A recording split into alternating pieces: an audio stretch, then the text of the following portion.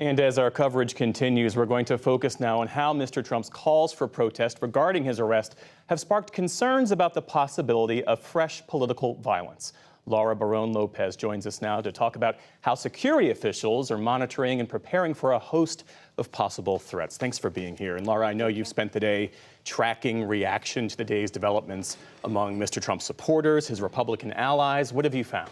So first off, a number of those who support the president, House Speaker McCarthy, called this a weaponization of government. Senator Ted Cruz called it a frivolous charges. Marjorie Taylor Greene, the Georgia Republican, said that she and other Republicans will never abandon the president. So there still is a lot of rallying around the former President Trump. But I want to also highlight some of the recent polling that dropped after the indictment. So a CNN poll that got reaction to the indictment showed that 60% of Americans approve of the indictment, 40% disapprove. But when it comes to Republicans' opinion of Trump, 72% of Republicans still have high favorables of Trump, 23% have unfavorable views of him. So he's very much still has a grasp on that base. And another data point here is that the Trump campaign said that they have fundraised some $10 million since the news of his indictment.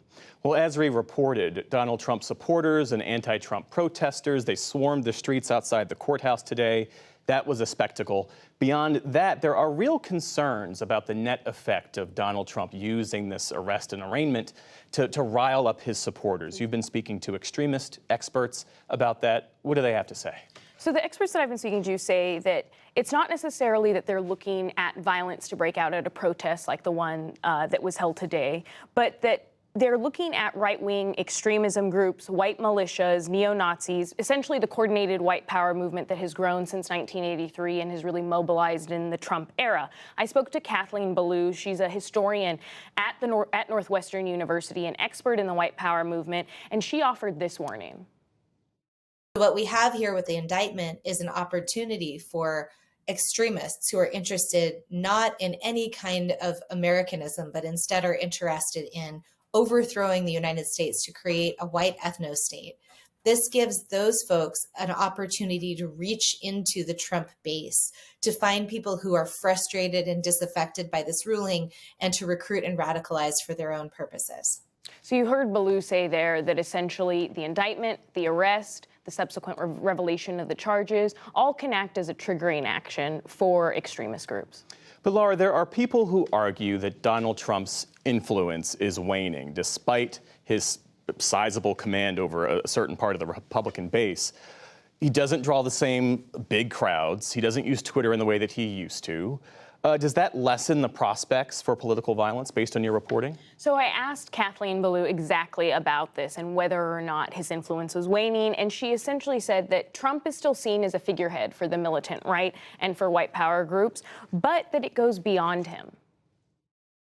This is a movement that organizes in cells and that uses any open window for what it attempts to do. Even if his crowd attendance is waning, even if the mainstream part of his movement is waning, the continued callouts to extremists are still there. And we're not talking about a group of people that needs a large number in order to effectively mobilize violence.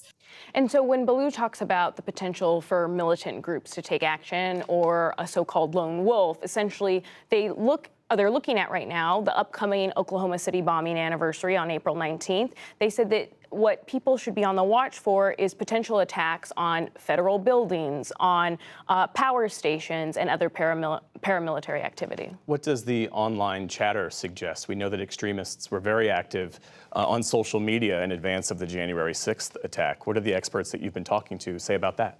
So I spoke to Colin Clark, who's a senior researcher at the Soufan Center, which tracks extremism, and he's looking at websites like Telegram, Gab, and other alt-right sites. And essentially what he told me was that in the last 24 to 48 hours, there's been more volume, more vitriol about Trump's arrest, and language like "take our country back." And he also said that, especially on Telegram, what it's reminding him of is the frenzy, the social media storm that occurred after the FBI raided Mar-a-Lago, and when we saw that in Cincinnati, a gunman attack the FBI office there. Laura Barón-López, thank you so much for that reporting. Thank you.